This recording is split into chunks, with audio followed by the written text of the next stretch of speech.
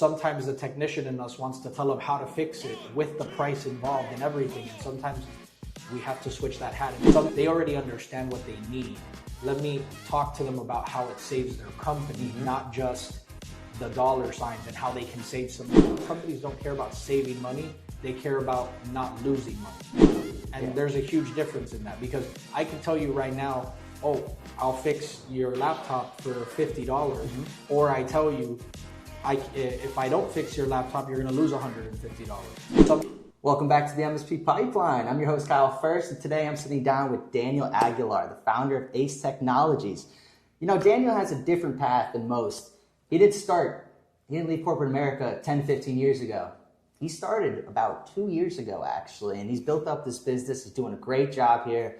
And Daniel, I just want to say, he's trying, he says, but I'm really excited for him to be here today. I just want to say thank you very much. Thank you guys for having me. Of course, Daniel. And, you know, let's get started where, you know, you started in IT, not in just the early stages. You started in high school, man. Like, that's different. So what drove you and got you excited about IT originally? So being completely honest, I didn't want to stay in the school that I was in. So my parents were looking for anything to transfer me.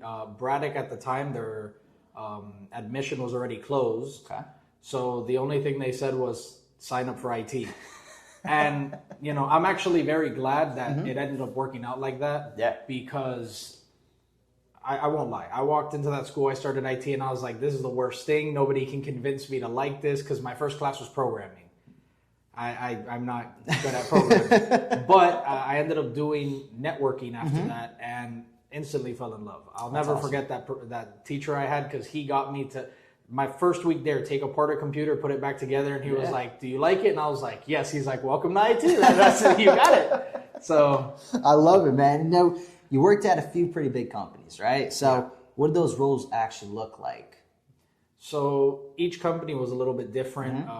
You know, some of them, it was as simple as you're going to be a level 1 technician. All you're going to end up doing is grabbing laptops, plugging them in, making sure they turn on, putting you know, docking stations, monitors. Nothing where they wanted you to do too much until months in. Then you had other roles where you're thrown into the fire, where hey, you have to hit 100 tickets a day. If you don't hit 100 tickets a day, you're on your way out, even if you've only been here 2 weeks. Wow. So I've had the ups and downs. I could tell, man. Corporate IP. I mean, you say at some point you realized corporate wasn't for you, right? So what kept you saying from, I can't do this long term? Honestly, management. As bad as it sounds when I tell people that, it's not as simple as I don't like being told what to do. I don't like when people have different ideas or different ways of solving issues, and management wants to tell you there's only this way or no way. And to me, that always limited me, because sometimes in IT, I see things differently than someone else, and sometimes you'll see something different than I do. So at some point, I got so tired of management always telling me that my way was wrong, when my way isn't just my way. It's just technology, that I decided I couldn't do it anymore. So that was motivation for you, right? Yeah. So what did you do differently? What brought you to the point where you're like, I need to leave corporate America and start my own? So in one of the last companies I was in, we ended up losing a manager due to a situation. And when we didn't have a manager and it was kind of just a free-for-all, everyone doing their own thing, I noticed that's when the company started being the most efficient in that IT room, because nobody was going, hey, you have to do it like this or do it like this. We just did it how we wanted. And once we did that, we were completing tickets faster than I think we had before. And that's when I realized, you know, they're going to hire another manager. They're going to lock us back down. I don't want to go through that again. And were you getting pushback for it, would you say? Doing things a little differently than others? In certain companies, yeah. Like that last one, once we lost our manager, they had nothing to say. They couldn't really tell us anything. But I've had companies where I was actually let go because of the whole creative difference. Yeah, of course. And so, you know, you started your company, right? Yep. What did those first couple months look like? Horrible. I mean, it was great, the building the company, of course. But it sucked sometimes, because I'd walk into places and I'd talk to them about their IT, and they'd be like, yeah, but when I look you up, you opened 2 months ago, 3 months ago. You know, you're a small fish right now. So I dealt with a lot of rejection Yeah, from of my course. company until one day a small little architect firm gave me an opportunity. I still work with them. That's awesome. I haven't raised prices on them or anything because I just love how they are, that I'm like, you know what? You guys stay exactly how you are. I love it. Yeah, I mean, building relationships is very key, right? Exactly. So, how did you deal with the rejection at first, would you say? You know, in person, I would smile at everybody, take it nicely. I'd go home and pretty much, yell at something. Yeah. I mean, never at anybody, but, I'd be like yelling in my room, like, another one, come on, I need one yes, that's all I need. That's how I took it. Okay, that's great. And so, you got that first client, right? Yeah. How did you get more? After that, it was more putting ads on Yelp, which, believe it or not, actually got me, 4 out of the 5 that I have. That's awesome. So it's a good start.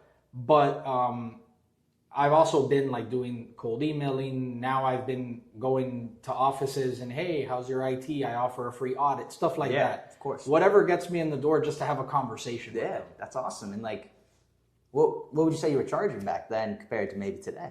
So back then, I mean, I was charging for like everything, cybersecurity and everything, $70 a computer. Now I'm doing $125 for all of that. Basically, it was the price of all the applications for me to be able to successfully manage any client is not feasible at $70. Yeah. Especially when I'm offering cybersecurity. I'm offering, cybersecurity training to their staff. Then I'm also doing data protection, data management. Once you add everything up, it starts getting very costly. So believe it or not, before I offered all of that, what I was making at 70 is the same exact that I'm making at 125 profit wise. I'm not making $1 more. Yeah. I calculated it to the penny, basically. That's awesome. And like, how did those conversations go with those types of clients? If you were originally charging them 70, how did you come about and go, I'm actually gonna have to charge him 25 now? Well, so like one of my clients, for instance, I just had to increase them up to that. And when I sat down with them, I told them, listen, this is everything I was offering you before. These are everything that I've added that I haven't yet given you guys. Ooh, nice. And to move from 70 to 125 includes this. If you don't want that, I can leave you at what you're at. But if you need these, now that's awesome. They're a wealth management firm. So I knew that they needed them. But instead of making it seem like, hey, I know you need this, pay the difference, I said, if you would like it. Yeah. Show some here. value right there. There you go, right? That's awesome. And now, from the beginning days, right? Everyone struggles, right? What's been the hardest part about growing the business so far? For me, it's really the marketing, more than anything. I would assume so. Yeah, because I'm a people person. Yeah, I love talking to people. If I get in their face, I will probably talk to them until they decide to sign with me just to get me back out of their face. But marketing and getting myself out there is the hardest part when you don't have the time. And how are you going about that? Are you trying to hire a team, a marketing team, a sales team? So different things that I'm looking into. I'm looking either into getting a team, either getting one person as a contractor, part-time, internship. I've looked at different avenues, and I got to see what's going to be beneficial for my company, because I can't have someone who's going to join and then not care about Ace Tech as much as I care about Ace Tech. Of course. And have you ever tried to bring on a sales team before? Never. Never? No. Why? Honestly, because I thought I could do it myself. So today, right, most of your clients are coming from Yelp and other advertisements. What other way do you think that you can go about it besides hiring a team like that? Would you think maybe that you can go to networking events, put your face out there, or is there something else that you have in mind? So I've actually been looking into maybe going to networking events and different, I know the Chamber of Commerce has their own events, stuff like that I want to go to start putting my face in front of people, because it's not so much about trying to meet them and get the sale right away. It's to make that connection, because then one day when they do need that help, they're going to say, oh, there was Daniel. Yeah. And that's what I want. That's awesome. And, you're based in South Florida. It's a great place to actually make connections out here, Yeah. of course. And I remember when we had our original conversation, and you said just answering the phone and showing up. Why is that such a big differentiator? So honestly, I hear it all the time. Every single client I have, and I have even residential clients who tell me, no one answers the phone. And if they do answer the phone, they never show up. And so it's crazy. I made that my mission where now I answer the phone all the time.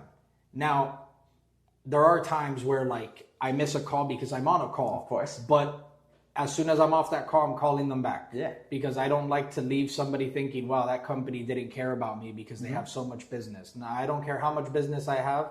Everybody deserves the respect of getting a phone call answered and having someone at least show up. That's awesome, man. So how are you managing the workload when you have to go meet a client?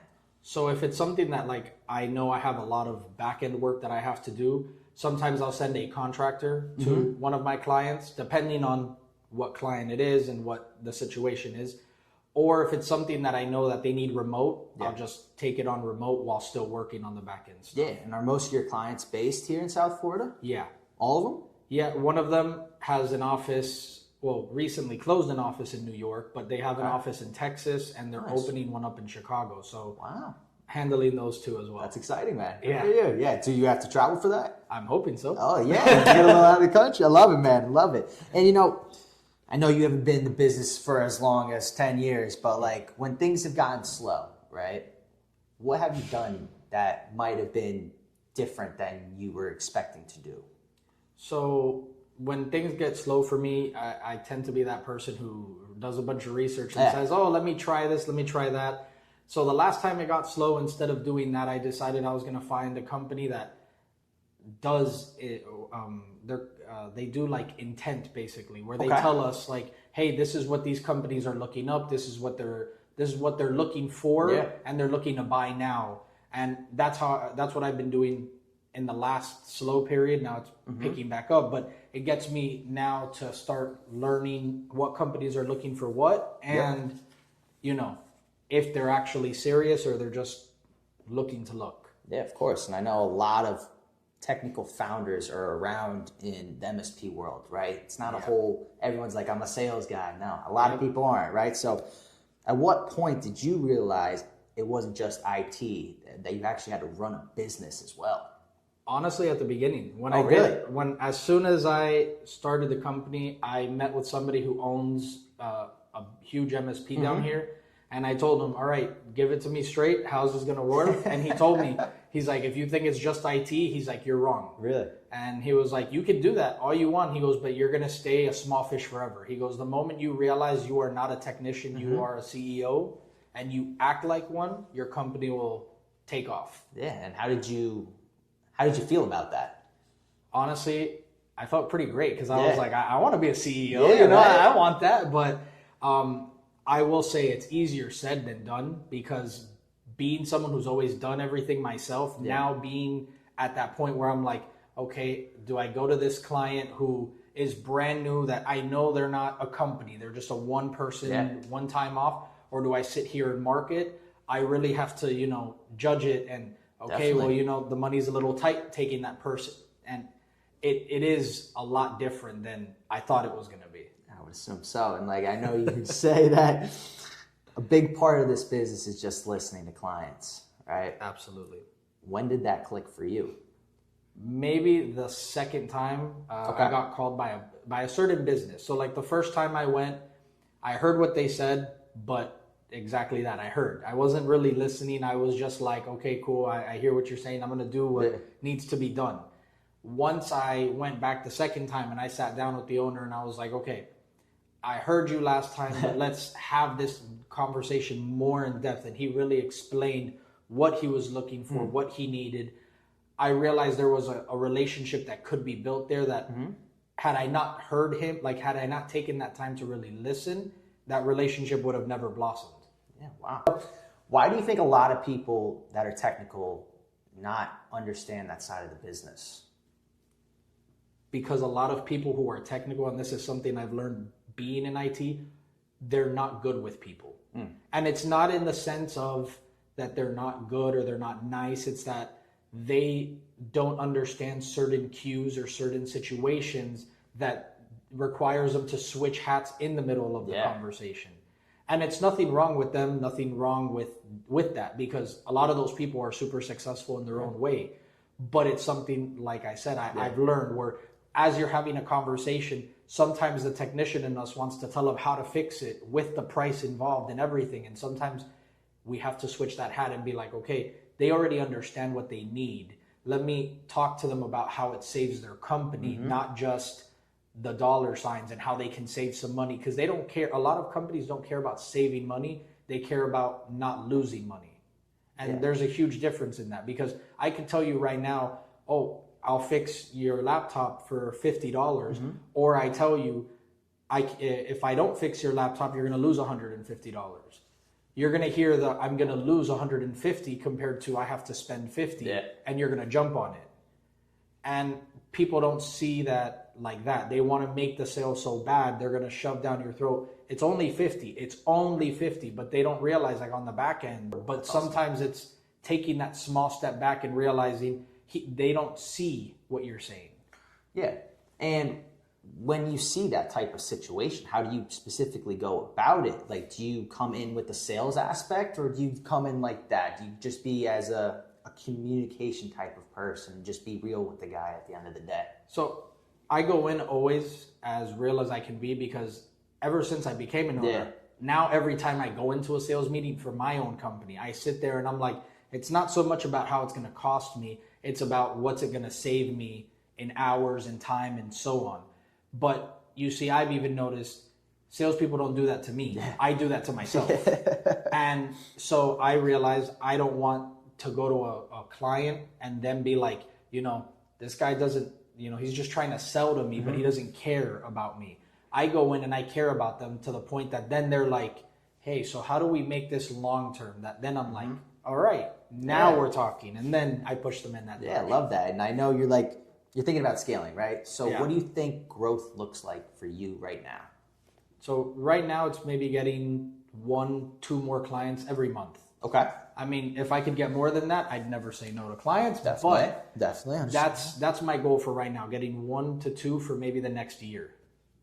And then scaling up from there, because as I get people, I want to double those numbers. So once I get to a point where I have to hire somebody, now that there's 2 of us, I want to do 3 to 4, that so on and so forth. Do you have an ideal customer profile, would you say? Is there someone that you go after? You go after the small guys, you go after the big guys? What's your technique right there? Right now, I actually, as funny as it sounds for most people, I'm going after the smaller guys. Okay. Because they're the ones that, believe it or not, small businesses are the ones that are most at risk for cyber security attacks. And most people don't realize that, because they think, oh, I'm 3 people in the corner, nobody knows about me. That's who they want to hack. Now, I know for most people that's $100, $200. Why would you want that? Because those are the people that once you set them up, they're with you for life. They're like a family to you, and that's it. They don't care to call you every week and bother you with anything unless they really absolutely have to. So those are the clients that I'm taking on now, but I'm also looking for 5-seat, 10-seat. I mean, that's more along the lines what I'm looking for, but I never say no to a client. Yeah, never say no to a client. Why is that? Because I've also learned that the moment you say no to them, you, not just them, but the people around them start to hear like, hey, that company thinks they're too good for X, Y, or Z. The next person is going to charge them maybe double or triple, and they're going to say yes because they need it. So I'd rather, even if, okay, I'm making only, like I said, $100, $200, and it's just, it's basically just, balancing out. They're happy with me. Now they go to their cousin and say, hey, it's awesome. Another person. So yeah, and I know you say small, you focus on the small companies, right? But is there a specific industry that you're focusing? So right now, not really. I mean, not when it comes to the smaller ones. When it comes to more the bigger ones, I'm looking at wealth management, law firms. Like those are the 2 key verticals that I'm really looking at, because those are the ones that require the most cybersecurity, require the most help. So MSPs, they target law firms, wealth management firms. How do you make yourself stand out? So I offer 3 guarantees that, and I offer this to every single client, but it's something that I started when I started chasing after law firms and wealth management because of feedback that I've heard. So the first one is I always answer the call. I always answer my call or call you back within 15 minutes. Nice. There is no, I'm going to call you back an hour or 2 hours. You're going to get a response of some sort. So if I can't answer the phone call, you're either getting a text or an email explaining why I didn't answer and exactly what time I'm calling you, which is usually within 15 minutes. I mean, it can go longer if it's something like an emergency, but other than that, there's no need for it being longer than 15 minutes. Second thing is, I always guarantee that we show up within an hour. There is no, we'll come in 3-4 hours. I will have someone out there within an hour, and if they're not there within an hour, that time that they're there is free for that day, for those hours that they're working on whatever situation you called us for. And then the third one is we do month to month. You don't have we do make everyone sign a contract, but it is not a contract where they have to stay with us 1 to 3 years. It's month to month. They can leave whenever they want at the end of the month. I send them an email 3 days before the end of the month telling them if they want to continue or stay with us. Now, most people sit there and say, yeah, but then you're going to up and you're going to raise your prices whenever you feel like it. The only difference is I'm not going to raise my prices. Once I have them set, I have them set. The only reason I'm going to change them is you tell me that my application that I'm using decides to double their price and they're telling me it's either this or nothing. That's the only way. But I always set expectations up front with my clients that there is no every year prices change. It'll only change for circumstances beyond my control. And that's it. Wow. That's awesome. I mean, it's very straightforward too. And it's a lot of guarantees. And I like that a lot. And, you know, there's a lot of stuff that people don't talk about, right? Let's talk about the part people don't see. What's been the hardest part of this journey so far? Honestly, the not talking myself down when I have those hard days. There's days where I want to, where I sit there and full transparency, I feel like a loser. Like I sit there and I'm like, I'm looking at other friends of mine who are in companies making 90, 100,000. My own fiance, she's making 80,000 as a paralegal. And I see her going for law school and I'm sitting there like, I could take the easy way out. I could go back to corporate America, but I'd start at the bottom. I know no matter where I go, I'd start at the bottom. And to me, is it worth it to sell myself out? And I know I'm maybe 1, maybe 2 clients away from having that breakout where, clients don't stop coming in. And that's the struggle I have. Not daily, but every so often. But you got some excitement at least. Those next 2 clients come in. You're going to make some more. That's how you do it, right there. And has there been a moment to get a little emotional, right, that you said this might not work? Yeah. So there was I want to say I know it was in November. November, I didn't hear from a single client. I didn't have a single call, and so money was coming out of my account, no money was coming in. I had to go get a part-time job with my pastor at the time. And I had to go do construction work where I was working in construction in hotels. And, people would ask me, hey, how's your business going? And I had to sit there and tell them, no, it's going great. Well, on the inside, I felt like I'm about to lose my business. Next month, I may have to shut down.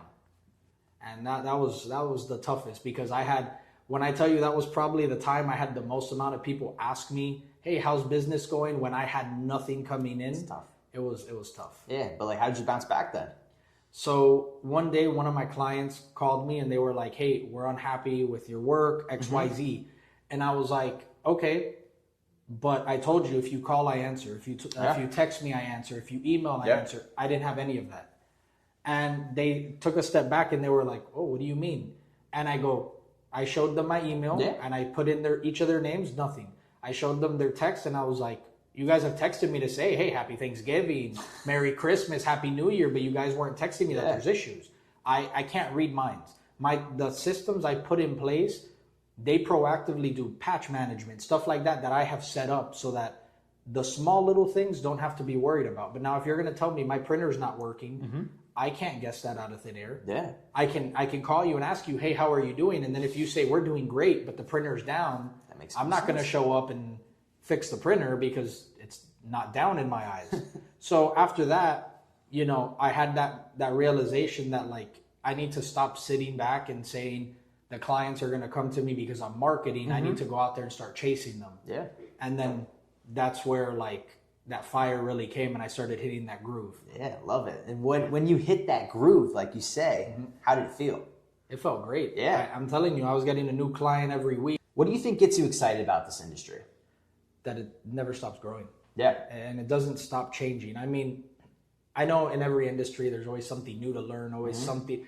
But in this industry, like even AI, people want to say, oh, AI is going to replace all our jobs. It can't replace the human interaction that we have.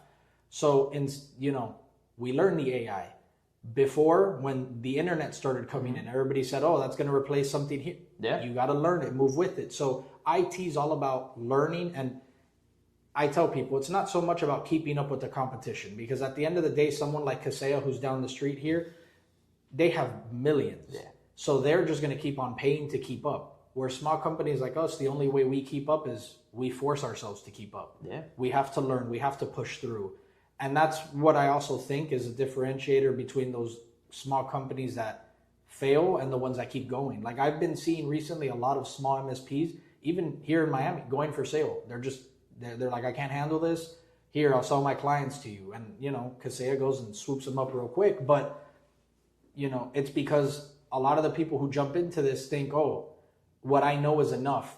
And in IT, it's never enough. Yeah. What you think is good today, tomorrow is already obsolete. Yeah, definitely. What do you think the industry is going to look like in 5 years? Honestly, I think a lot of companies are going to be running with AI, even though there's AI companies that have already said they're planning to go away. I think people are going to find a way to integrate other AIs into their work, not replacing people, but basically to streamline work so that there's less downtime and more like, let's get things efficiently done. So how do you stay update with technology nowadays? What do you do? Do you take any courses? Do you learn on the go? How does it go for you? So since I don't have time right now to be doing courses because I really am focused on all the marketing in the back end, what I end up doing a lot is I read newsletters, I read articles, I watch YouTube videos, I reach out to different contacts on LinkedIn that are in the industry, and I tell them, hey, what's something new that I can learn that many people don't know? And they'll send you articles. People are really friendly when you actually take the time to say, hey, I'm not your competitor, I just want to learn. Of course. And MSP community is very friendly. Everyone knows each other. They're all friends, and I love it. So, you have contractors, right? So how do you keep those contractors motivated, want to keep working for Ace Technologies? So it's one thing that I've touched on before. I'm not sure if I touched on it in this podcast. It's something I tell people a lot. I give my contractors the freedom to speak their mind. If you feel you can do something better than what you see I'm doing, or a better way that if I offered the client, one product and you say, hey, that product's great, but I know if you do this, it saves them money, but also we can do this for the same price. And now, boom, it works even better. I'm going to listen. Yeah, of course. Sometimes just giving them that ear and saying, you're good, I like what you're saying, keeps them motivated. They're like, hey, I want to work with you again. Also, I tell them straight up, you show me that you care for Ace Tech as much as I do, and the moment I have the opportunity to hire you, you're the first one in the door. But the moment you don't show me that you care enough, I've had contractors in the past, they're on their phone at clients' homes, or they're not paying attention when the client is directly talking to their face. When you have stuff like that, to me personally, as Daniel, I don't care. You want to do that in your name, you want to make your name look bad, that's okay. But the moment you're standing next to me and I have this shirt on and it's Ace Tech, now you are making my company look bad. It's not about me, it's about my company. And that's when, to me, I tell every contractor, the moment they go to walk into any client with me, hey, the moment we walk through these doors, you are not what your name is. I am not what my name is. We are Ace Tech. We are a team. Once we walk in this door, we do everything as professional as possible. No cursing. No. Once you lay out those rules, I know at first, most of them kind of roll their eyes like, yeah, I already know these things. But once they see that you mean what you say, that you actually care about them enough to say, hey, are you doing okay? Hey, thank you for doing that. Like, I take the time to thank them for every little thing they do. I know it sounds silly. Oh, all he did was crimp the top of a cable. But thank you, because that takes your time. I know you're working for me right now, but that's your time. You didn't have to do that. You could have said, I don't like doing cables. Like, I personally don't like doing cables.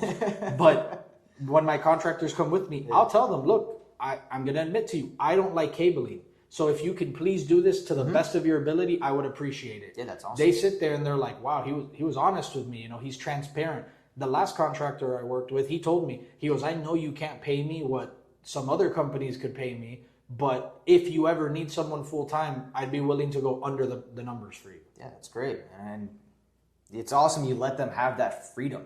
Not a lot of people actually do that. And I'm wondering, what do you want Ace Tech to be in 10 years? Honestly, I don't want to be like every other MSP that says, I want to take over Miami. I want to get as many clients as Miami. No, I want to go North Florida. I want to go and take Georgia, Louisiana, Texas. I want to start going that way. And I'll come back to Miami when I'm a big company, because Miami doesn't like small people. They like only the big people. Yeah, so I've said it. I'd rather leave, go get clients somewhere else, and then come back. Yeah, that's great. And, when you first started this thing, you ever ask yourself, maybe I could have done something different? Yeah, and then I think about the different things I could have done, and I say they're all boring. So if you were going back to day one when you started this company, what would you tell yourself if you were looking at him today? Honestly, I'd tell myself, the only thing is, do not get down on yourself. Just keep pushing forward. Because the moment, and I say this to everybody who started, it doesn't matter what company they start, but especially in the MSP field, if you are starting this, don't ever get down on yourself. It's hard, and you are going to feel like I'm running as fast as I can and I can't move. But the moment you give up is the moment your company finishes. Damn. That's powerful, man. Yeah, I really like that. That's great. Well, listen, pleasure to have Daniel on here today. Daniel, once again, thank you so much for being here, man. It was a great time. I'm looking forward to maybe part 2 soon, huh? Part 2, I love it. Love it. All right, thank you, guys.